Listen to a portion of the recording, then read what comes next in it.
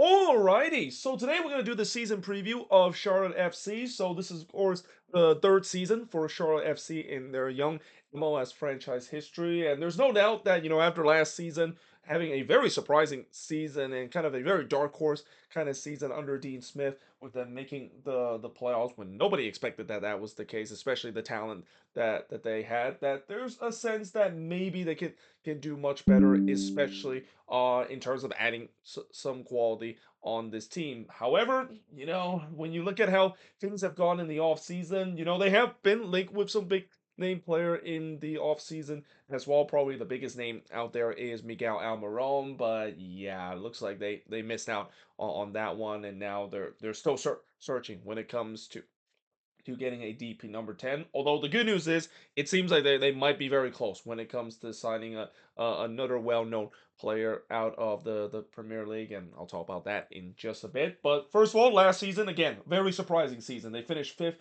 with a 14-9-11 record, finished with 51 points. Nobody thought that this team was going to make it to the playoffs, let alone finishing in fifth in the standings. They were definitely the definition of a dark horse team last season, really snuck under everybody radar. But unfortunately, they did lose to Orlando City in the first round, and I'm pretty sure Charlotte fans and also the players and coaches are probably still thinking about that, because that was one that they should have won that series. They had Orlando on the ropes, but then they gave up that late goal in the last minute of the game, and then losing the PK shootout. And if they didn't give up that goal and didn't concede that penalty, we would be talking about Charlotte moving on into the next round, and they might themselves might have an incredible Cinderella run, um, like the Red Bulls, compared to Orlando City, who, I wouldn't say Orlando City kind of had a Cinderella run. They were considered to be the favorites when it comes to going deep into the competition. But there's no doubt it would be very interesting to see the fact that Charlotte would literally be the team that is the highest team remain, and they would have actually had home field advantage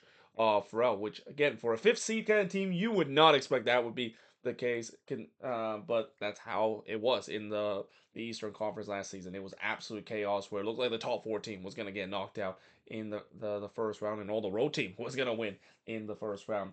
Last playoff appearance, of course, was just recently, but they're still looking for their first playoff series win. Of course, they didn't win a playoff series in the first round. They also didn't win a playoff series in that playing round against the Red Bulls, which they got absolutely demolished in that game by the Red Bulls, as what you maybe call that's their first ever playoff appearance in club history. Again, depending on if you count playing game as a playoff appearance. Their head coach, of course, is Dean Smith. He's been there since 2024, and their sporting director is still the one and only Zoran Gnaneta.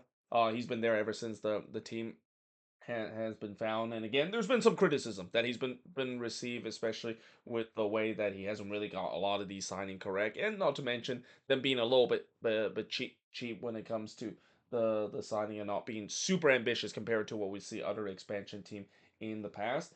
Now, that being said, when it comes to the transfer, again, it has been a bit of a quiet off season, despite the fact that there's been a lot of rumor of them getting some brand new player this off season. But so far, really, the only signings that they've done is bring back Pepe out on an extended loan. And what's important is that he's not going to be a DP player. He's actually going to categorize as a TAM player. That is huge for the Charlotte team, because now that they do open a DP spot, which I think they have one left, you would expect maybe they would look into that DP number 10 that they've been desperately wanted to do throughout the whole offseason.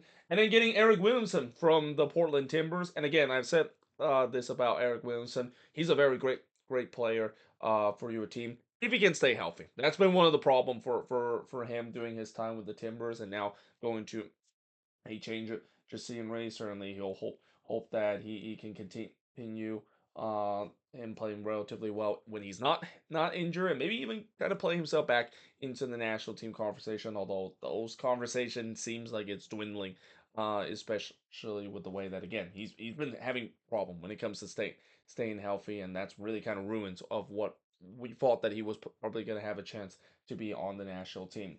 Now, when it comes to players that's no longer on this team, so a couple of players that have their option declined, including Jalen Lindsey, Jamie Patterson, and Junior Urso. Hamada Diab, of course, was picked up in the expansion draft by San Diego FC, and they also move on from Jiro Unan, who is going back to his native country in Sweden as he was transferred to AEK. Now, looking at the first 5 games for the Charlotte team, and man, it's a bit of a brutal schedule, at least looking at the first 4 games, because they have to go on the road to play against the Seattle Sounders before returning at home to face against Atlanta United in that rivalry match, and then they get to play Messi and friends on the road on March 9th, um, in Miami, that is, and then they of course return home to play against Cincinnati, and then they play against the San Jose Earthquakes, who, by the way, this is not the same San Jose Earthquakes team as last season. That might be a much improved Quakes team. So yeah, that's not an easy schedule to start. There are definitely some really good team that they might face straight off the bat. Now on the back end of the schedule, it kind of gets a little bit interesting, and again, I always mention about when looking at the last 5 games, these are crucial because this is a spot where in case Charlotte is still battling for playoff position or they're battling for seeding, this could be really vital heading to the last 5 game stretch. And their last 5 game stretch isn't that easy either. At least the first 2 games, that is. They have to play against Miami at home, then they have to go on the road to play against NYCFC. But it definitely gets a little bit easier when they play against Montreal, DC, and the Philadelphia Union. They play Montreal at home, go on the road to play against DC, and their decision day opponent is going to be the Philadelphia Union. Free team that well, 2 of them of course missed out on the playoffs, and then you have Montreal. They did made it into the play-in round but lost in the play-in round, so it's definitely manageable that they can win those games down the stretch. Now looking at the strength of the Charlotte FC team, it's got to be their defense and goalkeeping. I mean, they do have the goalkeeper of the year in Christian Kalina. There's no doubt that they are pretty much all set when it comes to the goalkeeping spot. The defense obviously is strong as ever. They conceded the least amount of goal last season in the Eastern Conference, second least amount, only Seattle has conceded fewer goal than the Shard FC side, and it's not a big surprise because what Dean Smith did last season is that he kind of followed this very Gary Smith kind of type of style where he's gonna make opposition tough for them to break down. They're gonna really kind of pack it in at time as well, and also use their good defensive players to really play that style, and it really kind of worked out well. Where it was really tough for teams to trying to score against Charlotte FC. Now the biggest weakness for the Charlotte team, it's got to be that lack of creativity, number 10, that they've been looking for throughout the whole season. And I even will say the attack is definitely the biggest weakness. That was kind of the weakness last season, and heading into this season again, they kind of haven't really addressed that. I mean, again, bring back Pep Biel. It definitely helps, at least from what I've seen. Maybe they're expecting him to be that number 10 in that role, although at times he's been playing more on the wing as well. For Dean Smith, and then not to mention, they're looking to also bring in Wilfred Zaha, which that signing, it seems like it's imminent that is going to happen. And I know Wilfred Zaha has not been the same player than he was a couple of years ago with Crystal Palace, and he's been kind of suffer through some injury at times, but he's going to be a very dynamic kind of player on the wing for the Charlotte team. But I still said the attack is kind of a big weakness because again, without that lack of creative number 10, that might be the missing piece that this team can really get going on the attack. Because if they can get that creative number 10, they can get that difference maker. And also looking at this Shard attack and looking at this potential front four, none of these guys that you can tell me that really kind of scream that they are difference maker of this team. Sure, maybe Patrick Ajiman can do so. I mean, he did score for the national team in one of the January Cup game that the U.S. play against Venezuela, but he's been very inconsistent at time last season. Pep Biel, he's a guy that has his good moments and has his bad moment. The same goes for Leo Abada as well. And then let's also haven't forgot about Karol Swiderski as well, and how as well talk about in terms of the free big question. There's a big future of whether or not if he's even going to be on this team heading into this season. So the free big question for the Charlotte team, obviously, now that they miss out on Almiron, who will they actually bring in terms of that DP number 10? They're definitely desperately hoping that they, of course, would bring that DP number 10. And looking back at Miguel Almiron, I know he hasn't really been the same player that he was doing his time with Atlanta United, but that is exactly a player that I think Charlotte needed and will really help their attack. I mean, even if Almiron is gonna look just about 60 or 70% of what he was with Atlanta United, it will really kick drive this Charlotte team because really, as we saw last season, what was really the big thing that make this Charlotte team to maybe be a real contender and maybe right up there into the next tier and facing against some of the big boys of the Eastern Conference is that they just need to get their attack going and just need the goal scoring to do so because they know that this defense will keep them in games, but it's all about scoring goals. How many times we've said when you don't score goals, you're not going to win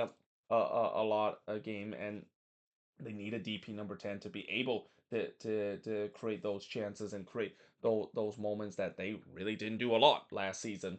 And then again, the Karol Swiderski situation, what's going to happen to him? Are they going to be selling him this off season? Obviously, I know Dean Smith has played the two striker system before. He had played both Swiderski and Ajiman before in his system. But at the same time, I do think that you got to say that when it comes to the amount that they offer for Swiderski, it would be great if they can clear him out of the roster. There has been rumor that there are some teams that is looking to try to get his service. It looks like he might be going back to Greece too, because I've heard latest that Panathinaikos are one of the teams that is looking to try to get his service. But yeah, there's no doubt that if the right amount is there, that you think that they probably would sell him. Again, he when you look at last season and the return that he has, it's not bad. It's not bad at all in terms of the return that he has, but it's definitely not enough to classify the amount that they of course own him and the cap space that he occupies. And yeah, there's no doubt that it will be very interesting to see whether or not if they do move on from Shradetsky or not. And then lastly, I do think that they also might need to look for some defensive depth, especially at the fullback position. So I mentioned defense is definitely one of the strengths. That is if they can stay healthy. Again, if this entire back line can stay healthy, this is one of the best defense in the league. Simple as that. The problem is that this offseason they did lose some depth pieces on the defensive end. Guys like Junior Urso, Gerard Oran, and even Hamad Dia. These are players that could definitely be good depth pieces for this team heading into this season. So we'll see whether or not if they will address that. I mean, they don't really need to spend too much on it because when it comes to depth pieces in the fullback, you can always find it everywhere, whether it within MLS or maybe look somewhere else and bring a depth piece there, or maybe even bringing guys from Crown Legacy. See as well, which this team has one of the best MLS Next Pro team for the past couple of years. So yeah, there's no doubt that they might need some defensive depth, especially at the fullback position, because again, they do lose some key players this off season that could use as good depth keys, and we'll see whether or not if they can do so. And then, of course, lastly, in terms of the expectation for this team, I think it's going to be another strong regular season and maybe a playoff series win. Again, as I mentioned many times with the East, and really mentioned a lot doing my moving forward series episode, and I'll mention a lot as well when it comes to talking about all these Eastern Conference teams in the season preview. It's not going to be easy to make it to the playoffs. There are some really good playoff team, or there's really some really good teams in the Eastern Conference that can definitely make the playoffs. And there's no doubt that Charlotte is not going to sneak up on anyone. I mean, last season I'm pretty sure they were one of the surprise package of the league. This season I don't think that's going to be the case. I think teams are going to definitely try to figure out a way to play against this Charlotte side. They would definitely won't have that element of surprise compared to what we see last season.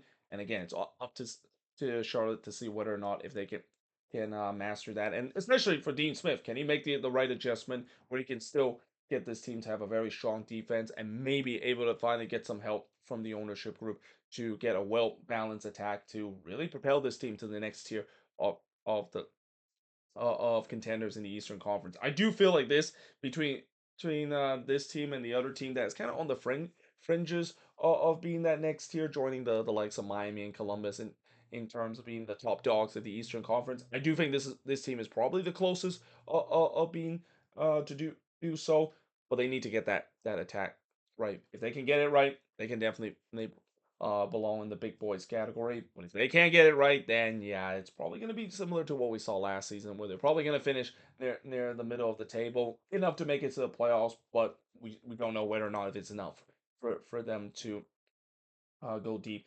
and be able to to go toe to toe in terms of some of those top contender in the Eastern Conference. But there you have it. That is pretty much it. Looking at Charlotte FC, and as always, let me know in the comments below what do you think of this season preview. And as always, if you're a Charlotte fan, what do you think is the strength, the weakness, the free big question in your expectation is for this team heading into this season? But until then, hope you guys enjoyed this video, and I will see you guys next time.